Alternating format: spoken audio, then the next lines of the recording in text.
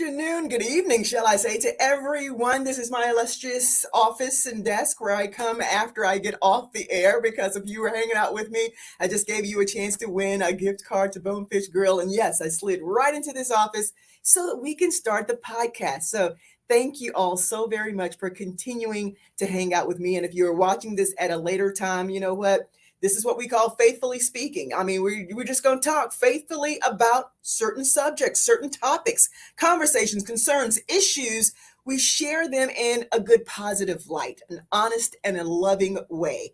And so, just great conversations with some great friends is what it's all about. And this month is National Mental Health Awareness Month. Now, last Monday for the podcast, we talked to Stephanie Hall about her journey. She's a survivor and started a nonprofit organization. So if you missed that show and you want to go back and check it out, I just suggest please do go check it out, especially if you know someone who is going through. If you are the one who's going through, it's good to hear the testimony of somebody who has gone through and says, hey, look, it's not the end of the world. You can come out of it. Look, have faith that you will step out of it. And that's exactly what she shared with us. Well, today we're going to take it up another notch. Okay. We're going to talk to an awesome, wonderful man of God, a friend of mine, one of the smartest people that I know. He is a psychotherapist, psychologist, national recording artist, and so much more. So some of you may look at it and say, I did not know that Gene Hoskins did all this. Well, he does this and so much more because he is an awesome anointed man of God. Please help me welcome my brother, Gene Hoskins. How you doing? What's up? You made me sound good. Come on, You sis. are. I gotta bring you everywhere I go. You know you are an awesome somebody in God. I've known that from the first time I met you. I said, there's a special anointing about this young man. I think I'm just going to take him with me. How about that? And you did exactly what you said. And I'm so forever grateful for just your time, your investment, and just kind of how it enhanced and changed my life. So I honor you for that, and I honor the Light and Radio One and just all these opportunities you all have allowed for up and coming artists and people like myself who are bivocational, where I maybe and I have another career outside of music that still seeks to help and heal and aid people in their life journey. So thank you. Well, thank you for letting God use you. And I really mean that. God, you let God use you on so many different levels, not just singing, but what you're doing and what you're about to talk to us about right now. You are a psychotherapist, a psychologist. You're an author. I just picked up your book and it has inspired me so much. So, Gene, Man, it's called Nuggets for Your Journey, not the ones you eat. because I'm greedy, and most people either know me for music, mental health, or food. So I couldn't find another M for that, but music, mental health, or food, and so and I call myself like I guess a bootleg comedian, and so I said, why not put a little humor in it? So I love it. But you know what? Inside this book is so much inspiration, so much positive nuggets, y'all. If you are going through, even if you're not, if you just want to be inspired, something to just say, you know what? I needed that today. That's mhm. the nugget that's in that book. Thank you So so thank much. you for Thank sharing. you. Thank you. That's from my personal experiences, and also just over the years of doing therapy. They're just people whose life experiences, of course, the confidentiality, I can't reveal certain things, but it's kind of triggered certain lines of thought. And I feel like if there was a commonality or common denominator between people who didn't know each other, then that spoke to something that needed to be addressed. Right. And so Mm, that's why I broke the book down to four different categories, just dealing with self-esteem, yeah. relationships, just how you over motivation, right? And so all those particular topics have specific nuggets for you not only to digest but to think about moving forward. So yeah, I appreciate it. Thank you so much. Amen. Amen. So let's dive into what we come here today for Faithfully Speaking, Come Mental on. Health Awareness Month. And, there's so many instances that just here lately we've been reading about. I mean, as a matter of fact, I read across an article today talking about, youth and the kids going through and how they don't want to go to school because of, they found it to be something mental with the kids after this whole pandemic. They have anxiety about being in school all day. Now, these are things that, we don't normally talk about, as far in the church. We're going to address that, even next Monday with Dr. Armstrong. But Even with the men. Now, we have problems sometimes. I won't even say y'all, Gene, because you are a doctor, but getting our men just to go to the doctor, period, just to be seen, much Mhm, less to go be seen about something that's in their mind. mhm, In their mind, they're supposed to be strong. They're supposed to be able to conquer everything. And when it doesn't happen, it's where do they go from here? So I'm glad mhm, that you are here to be able to answer these questions, to give us some insight for us as mhm. because we're usually the ones to say, hey, look, honey, you're going to the doctor today. Yeah, yeah, yeah, yeah, yeah. So I want to correct. I'm a master's level psychologist. So, but yes, I do want to address something. People always ask me. They say, why isn't it that our brothers, um, why don't we kind of seek out treatment? And it's not just mental health treatment, but physical treatment. And Hmm. I say we are such a complicated a group of people, and it's not really our fault. Um, we have to look at the interplay of history in our environment on how we view systems around us, right? We are taught and reared from an early age. We're taught to believe and know that there are systemic inequities built into systems, like our access to health care isn't like everybody else, right? We're Right. taught that we have to do things twice as hard to be recognized, right? All these are things and messages we're taught growing up. If you look at, slavery, if you look at Jim Crow, all of that plays into how we buy into systems, right? We look at the Tuskegee Institute experiments of how in the black men were given syphilis, injections, and there Yes. was readily a cure, but they were withheld that cure just so we could see how the particular disease played out in their bodies, right? We talked about the ethics of it all, right? Mhm. We got that messaging and we got those particular stories and we passed it down Yes. to generations after us. So yes, we have a pervasive mistrust for the systems that are put in place to quote unquote help us, but we have to understand why that is. And so I tell people we're now at a place in 2023 where mental health isn't as taboo as it used to be. Now, I'm not saying that's the general population, that's the majority of people. People still believe that it could be made up. I have people who argue with me, and even my experience, I don't believe that. It's like, well, you don't believe it, but I see the impairment. People come in my office. But now we're starting to see that people are being open and honest, and celebrities are coming forth saying, hey, no, this is a real thing because as I was going through this particular thing hit my life and I cannot go on, right? Mhm. I particularly use this example all the time. I think a Rolls Royce is amazing. Melissa, if I bought you a Rolls Royce right now and put it in your driveway, what would you do? I would be happy. I would drive it. You are right. What if I took the motor out? How beneficial is a Rolls Royce to you if I take the motor out? Nothing but putting some plants inside of it.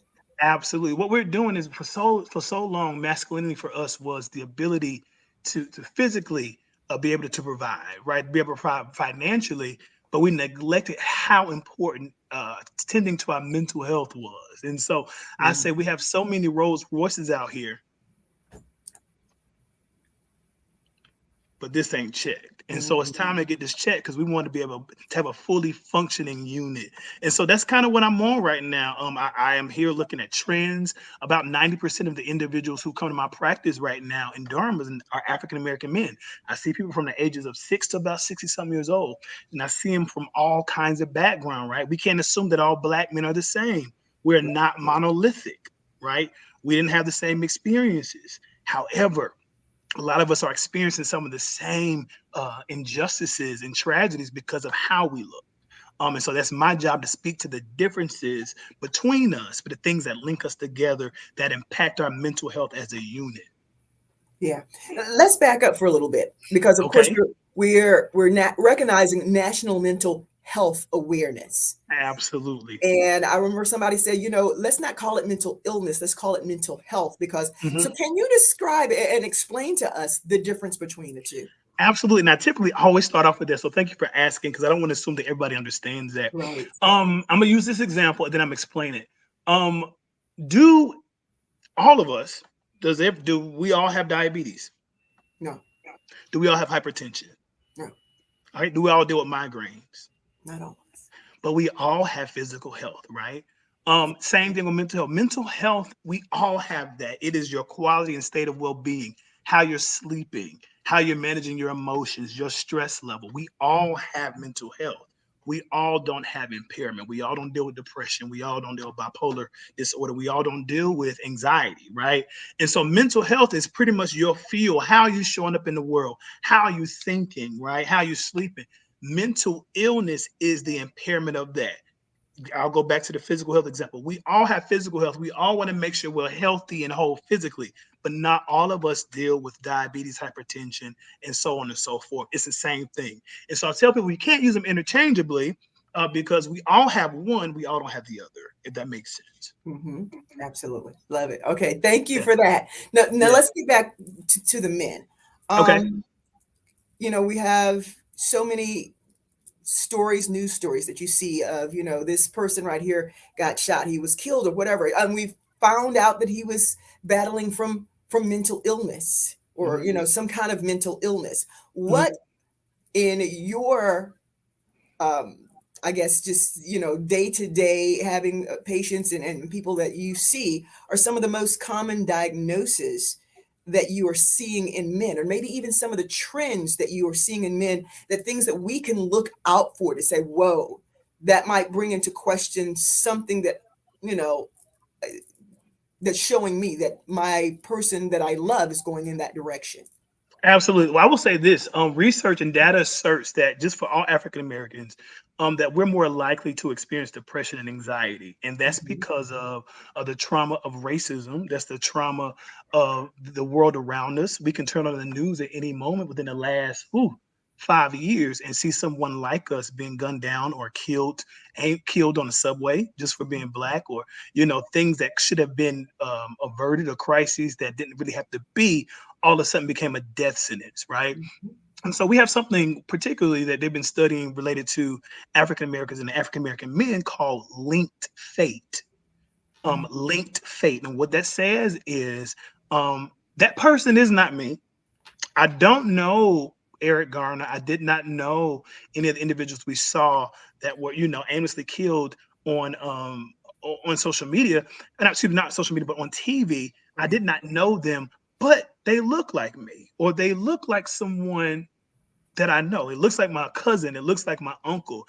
And so, Mhm. whereas that is not me, we're linked in how we looked. And because we're linked in how we look, man, that could have been my fate, right?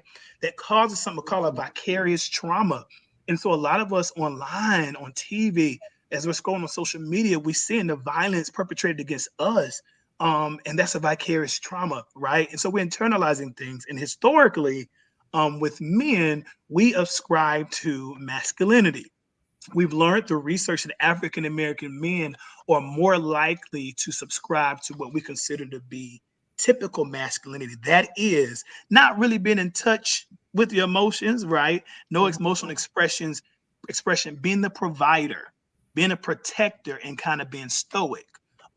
People say, I don't know why we like that. Well, again, you have to consider history. It's not no clear-cut answer.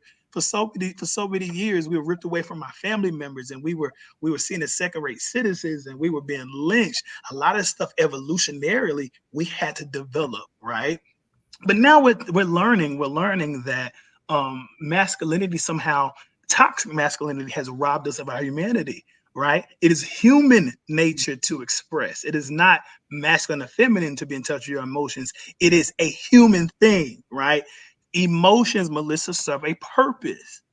What are the purpose of our emotions? Emotions tell us how we feel about certain things. If Mhm. somebody comes up right now and we're in the mall and they come up and push me, I all of a sudden feel some kind of way of anger. It lets me know I did not like what they did to me. Right. Mhm. If Right. I see my brother and sister on the side of the road and they're strung out, or they're dealing, with life stressors, and my heart is grieved, it does not make me weak. It shows that I do not like what I see them in. Right. Our emotions tell us how we feel about things, and it then lets us know how to respond to it. What we've allowed masculinity, which is still a beautiful thing, masculinity and femininity, it's beautiful, but we've allowed it to rob us of being human. What happens is we hold in those things that we're really supposed to be talking about, and we tuck it down because masculinity says you should not be experiencing this because you're a man. Man don't cry. Well, yes, we do cry. We cry. If somebody dies that means something to us, we're supposed to cry. We're Mm-hmm. supposed to mourn. We don't stop in these cycles of grief, right? So masculinity, toxic masculinity says, hey, be hypersexual, do not show your emotions, provide for your family, and be present. And so now we're dealing with the term like, okay, well, masculinity told me that I shouldn't do this, but humanity says this is what I should be experiencing naturally. And Right. so that's where we're in between. That battle in between Mm. of what I should do and how I feel.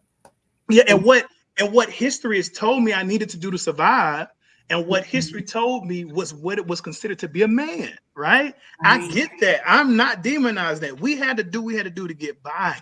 But I ask my brothers that come in and I see they want to cry, right? And I see tears well in their eyes. And I said, let me ask you a question. Why are you stopping what needs to naturally happen? I don't know. I said, but who told you that you couldn't be human? Right? The sign of true strength is not suppressing your emotions, it's managing your emotions. Right. Controlling them. You are really in control when you can manage your emotions. Me getting angry and going off the handle and pulling out a gun and fighting people, that's not strength because I'm not managing my emotions. Me being able to manage and properly appraise my emotions and say, this is how I feel about something because of that, that's the strength. That's good. That's good, Gene. Question. Now you Yes. said, depression, anxiety are Mhm. some of the, major ones that you get. When do you get to a point where you're like, I'm depressed, I'm having anxiety, I feel like I can bring myself out of it. But at what point in time do you say, or what is it that I may see within myself that says, hey, look, I need to go find extra help. I need to find some other help otherwise. Yeah, I'm praying, I'm believing God for it. And yes, I'm not saying don't do that. Yes, by all means, do that first. But there also comes a time where you say, you know what? I am not being able to handle this thing myself. Absolutely. It takes, again, being honest with yourself, being in touch with your humanity and realizing that, and I put this in my book, at the genesis of any idea of healing is just the idea that vulnerability has to happen. Like I have to be vulnerable. But I tell people, you need to come see one of us because there's such thing as situational depression. There's such thing as having bad days. There are moments where you can feel depressed, but there comes a point where it impairs your functioning, right? If you are not showing up to work anymore, if you're isolated, if you're having what we call suicidal ideations, and you just kind of be like, well, I don't necessarily want to kill myself. If I don't live anymore, I'll be okay with that. If I was driving and this car kind of went off the bridge, I'll be okay. If you're not eating, if you've lost interest in doing things you used to like to do, um, that's a telltale sign. I tell people, look at what people aren't saying. What do you mean, Gene? I mean, look at Right. how they're dressing. If you're used to a person smelling good and looking a certain way, but you notice over, the course of the past few weeks, there's just been a decline in how they've been presenting. They might be emotionally void or detached. You might see them more isolated, right? When the impairment of their life is, when their life is impaired and their functioning is impaired, and it just seems like you're not going to work, you're not coming to church, you're disheveled, you're not smelling good, you're not talking like like you normally talk. Let's go see somebody because apparently there is something wrong with that motor in that car. Right. So when you find those things, when you notice those things, what is the best way to address it with that person and not have them pull away from you? hmm This is the question I promise I get every single time I talk with anybody. And this is what I've learned. You have a responsibility because nobody likes somebody coming to them saying, you know what? You raggedy. Mhm. Nobody wants to hear that, right? Nobody Let's said, just be honest. You crazy. No, yeah, that's you not crazy. it's Well, not. yeah, nobody wants to hear like something wrong with you. What Yes. you have to do is show them. Have you noticed in the last 2 weeks? Have you noticed this, and this about yourself? And that's a lot different from how you normally present. Have you noticed that you normally are very talkative and social, but you're now isolating into the room? Have you noticed that you maybe haven't been showering? Like that's not you. Mhm. Um, Tell me, kind of, if you don't mind, what's going on? Okay.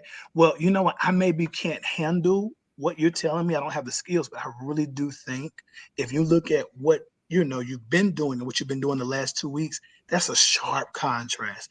I think you should seek somebody to help you, right? So you have to show them the way in which their life has changed, right? People can't refute facts. They can always refute what they think is your opinion. But the fact is, 2 weeks ago, you was in your red bottoms and you was in your banging outfit and your hair was done. But over the last 2 weeks, you haven't been doing your hair, you've been smelling good, and you've been missing work. Those are facts. And so present the facts in a loving way, but also be sure you're not doing it in front of people, right? Nobody wants to be embarrassed. Make sure the environment is right, and also make sure the person is open. So it may not be that you open the conversation up with like, let me tell you what I'm thinking. It may be, hey, when's the last time you had a good meal? Cool. You want me to order some? Okay, cool. All right, let's put on a little movie. Okay. And then you talk and say, you know what? This is what I want to talk to you about, right? Just make sure the environment is correct and make sure the person is open, because you may not get a chance to offer that again. That's awesome. That Oh, thank great you. advice. I mean, Thank I know, so many people. That I don't even know what to say, Eugene. That was wonderful. The way you put that, you can just tell that is your anointing of what you're supposed to do. Wow. Thank you, sis. I appreciate it. I love this. And I don't know if anybody who knows me, I love music. I love writing. I love singing. But, I love this just as much. I realize that they all have, for me, the same outcome is to see God's people whole and healed, right? And Yeah. so whether it's through a lyric, whether it's through me singing, or whether it's through me kind of understanding cycles and how we get to certain places, the end result is the same. Healing and wholeness is available for you. Amen. Amen. Let's hit on the subject of mental illness, or so to speak, being Mhm, hereditary. mhm. Is it hereditary, or can it be hereditary? And if so, how do you get those to get to a place where they can get to their mental healing Yeah, point? absolutely. Yes and yes. We're noticing that certain um diagnoses have we call it a higher genetic predisposition, meaning that if somebody else in your family had it, chances are it's going to be expressed in later generations. And so anytime somebody comes to my office and they say, hey, yeah, the doctor said I had schizophrenia, I said, oh, okay, who else had it? I Mhm. don't know. Okay, the reason a lot of times we don't know, because in our culture we don't really We don't talk talk about about it. it, right? Yes. Right. And so what I may do, I say, you need to call mom and call dad tonight and have a conversation. Come back to me tomorrow, right? Or I may say, hey, remember when you were a child and you were at the cookout and cousin Petey was in a corner talking to himself, and y'all all just said, that's just Petey. That's just Petey crazy like that. Right. Right. Tell me the behaviors he was exhibiting. You're right. Right. So we're noticing with psychotic disorders, we're noticing with mood disorders like bipolar disorder, depression, we're Right. noticing a high genetic predisposition, meaning that typically somebody else in the family had it. Right. Now, just because you have a predisposition does not mean you're going to have it. But Right. this is when we have something called the interplay between nature versus nurture. Meaning, if you already have a predisposition and the environment around you puts pressure on that, what's going kind of genetically what's going on, then there's Mhm. chances are it will be expressed, right? So this is a little off topic, but I'm gonna give you a case in point.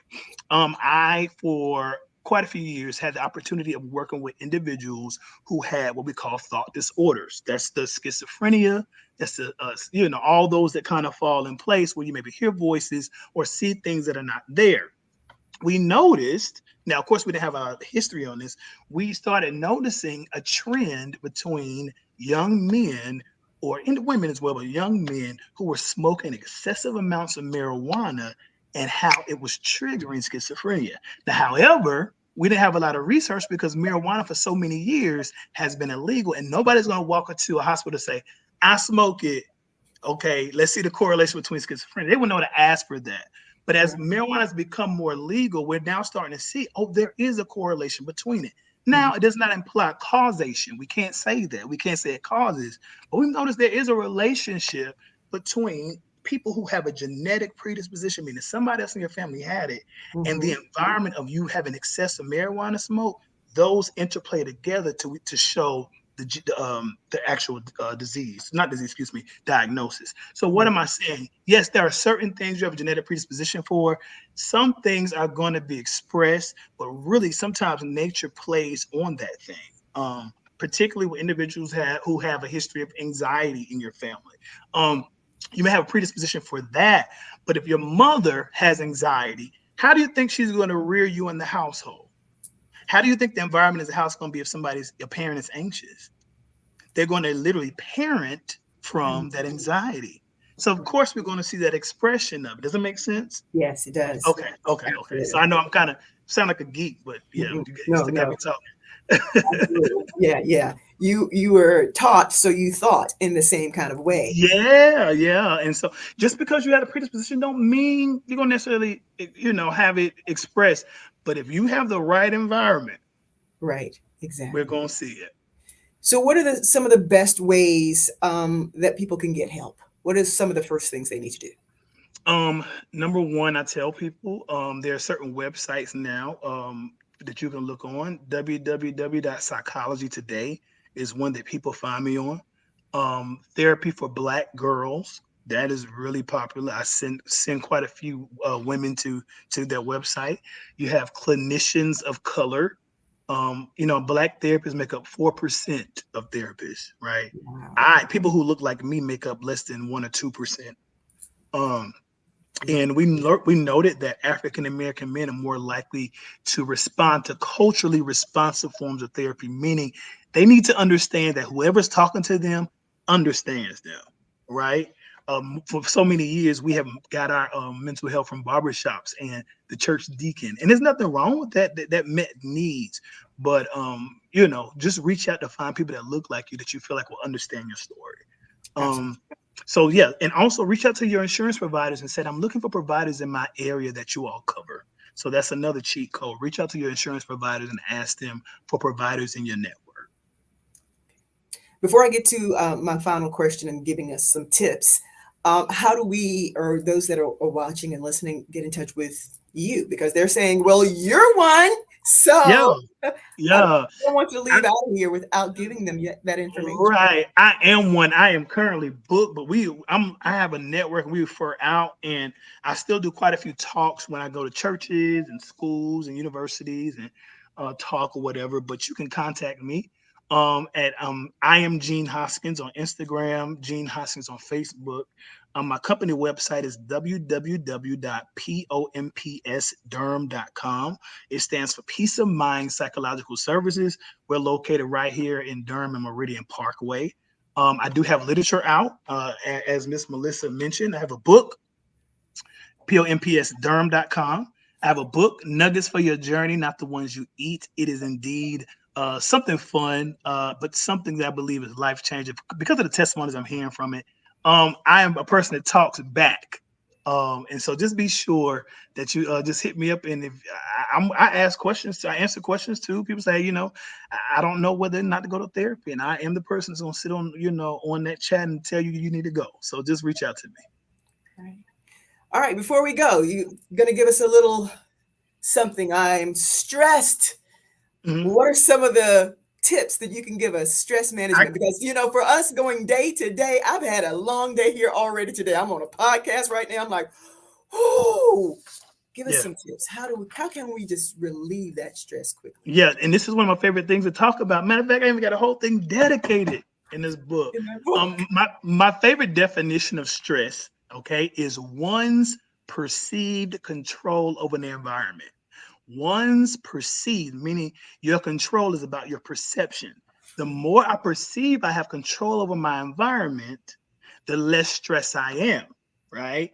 The less control I feel like I have on my environment, the more stressed I am. So, number one, your responsibility is to get control back. Get your perception of control over your life back. How do we do that, Mr. G? Number one, I need you to write this down because you ain't gonna have to buy it out of the book. Actually, you still need to buy the book. But number one is identify your controllables. Identify your controllables. Your controllables are those things in your life that if you were to put energy into them, you can influence the outcome, right? I may not can influence when the pandemic is over, but I can influence what I eat. I can influence me going to the doctor. I can influence me getting a vaccination. That gives me some control back, right? Number two, we've identified controllables. Number two, identify your non-controllables. What is that, Mr. Gene? Those are the things that even in my own strength and my best might, I cannot influence the outcome. I cannot influence when the pandemic is over. I can't influence how people treat me, right? I can't influence some things at my job, right? So, number one, identify controllables. Number two, identify non-controllables. Number three, plan for the non-controllables. Remember, the goal is to get control back, right? I may not can control the non-controllables, but I can control how I respond to it, right? So I maybe can't control people at work, but I can control who has access to me. I can't control who I pick the phone up for. I can't control how I allow to impact my day, right? And so those particular three steps helps to get control back over your environment and decrease your stress level. Keep in mind, you have to manage your stress level because there can be physical manifestations for stress that is not addressed. That's a whole nother topic. Well, we'll do that. Have to have you back at another time. Come, you already know. Just pick up the phone. Call me in a hurry. I'll be there in a hurry. Ain't no mountain high enough. Oh, Gene, you have been absolutely awesome. Thank you so very much for coming Thank on you. and just being who you are, truly standing and being in the gap, standing in the gap for those who may be going through. As an Yeah, African American man, like you said, you make up probably 1, 2, 3% of where and who you are. We thank you absolutely. for being there. They call me a unicorn, but I don't have any hair. But they don't have hair too. We bless the God of our salvation. I am here. And neither do Hallelujah. you have a horn. So I don't we know. want to I make don't have, I think that's probably the most important thing. You said unicorn and no hair. I'm like, I'm thinking the horn, okay? Yeah. Amen. We thank God that I'm here. Well, we thank you for your ministry inside the church as well as outside the church, because that's what we have to do. We have to make sure we come outside of those four walls and you're Absolutely. doing it each and every day. So before you go, let everyone know, other than your occupation of what you shared with us today, how we can follow you on social media because you're doing so many wonderful things. So I'm all over the place. Again, just follow me on Instagram. I am Gene Hoskins. You'll see me up there, some music up there one day, some mental health. I had to have a single that's out impacting radio called Make It With Jesus. It's so funny, a lot of my writing is informed by my experience, personal and mental health. So you'll be able to hear a lot of those stories and my personal stories and how I overcome with Jesus, amen, because we're making it with him. Amen. And also, just I am Gene Hoskins Music on Facebook. Like I said, reach out, connect, and let's make some change in the world. And by the way, congratulations. You just, I think, co-hosted a major conference, I Hear Music conference. Not Yeah, only, it's a singing kind of thing, but you came in and you shared, your professional being a mental health, expert with that during that conference. yeah, Where I was did. it? Tennessee? Shout out. I'm sorry, say again. Where was it again? It was in Cincinnati, Ohio. Shout out to Okay. Tracy Artist, who is an amazing just vet in the game, and she asked me to come and teach on trauma recovery. And then she also wanted me to host, which I don't know why they gave me a mic because I could have the whole night, but it was an That's amazing why. time. I could have the whole night. It was about maybe 2,000 people out there. It was an amazing time. We talked about everything from mental health to music, and we really got to celebrate the artists and how music in of itself is impactful for our overall mental health. So thank you for that. Yeah, it was pretty cool. You have anything else coming up that, maybe you can share with us that we can be a part of and maybe come and support you? Yeah, just stream the album. Also buy the book. We got some cool stuff coming up. I got some stuff I think I'm gonna be doing with you this summer, and along with other people. And so we got to be outside, but not in a bad way, in a good way. Absolutely. In a good Absolutely. way. All right, we're going to wrap things up. Y'all, thank y'all so very much for hanging out with us. Myself, Gene Hoskins. Check him out. It's Faithfully Speaking every Monday, 3 o'clock. We're right here on this podcast. Just, good, healthy conversation. Even though you may be Amen. going through, there's a positive thing about it because God's got your back no matter what. And No He's going to matter what. supply us with the right people like Gene to talk about it, to speak into our lives. Can I Life. say something else? Yes, come on. Also, because you said something triggered. Hey, my people in church, look at me. I want you to hear me real good. Okay. I am a church kid. I'm a PK. I'm a preacher. My mom's a preacher. My granddad, my dad. I grew up in church, but deliverance was, and this is not wrong, us going to the altar getting prayed for and purging and all that. And that worked, but not for everybody. I want us to also change how deliverance maybe looks in the church, because God has given us resources to be whole and healed. And it may be by you coming to see somebody like me and he gives me a word that breaks something off of your life. It may be you going to your doctor and a doctor tells you how to do something better. And that cycle you've been in has been broken because you decided to listen to someone that God is using. And so what I will say, yes, God is with you. He wants you whole. He wants you healthy. But deliverance may look a little different from what we grew up listening to. And it's okay. The end result is, are you free? And if you free, he did it indeed. That's all I want to say. You know what? That's a great transition because next Monday, we're going to talk to Dr. Tanya Farmer Armstrong and we're going to Ooh, talk about mental health in the church she's a and the beast too. challenges. She is truly a beast. Yes, that's what God blesses me with. I don't know why, but I thank God for y'all. I really, really do. Gene, again, I love you. I You love already you. know what it is. 10 toes down. Thank you so very much for joining us. Everyone that's hanging out, thank you for being with us for Faithfully Speaking. Again, next Monday, 3 o'clock, as I come off the air, come right here into this office, and we're going to talk about candidly once again as we celebrate and recognize National Mental Health Awareness Month. Gene, God bless you. I love you. God bless God you. I bless love you. you. Thank you all so much. Love you all. Grace and peace to you.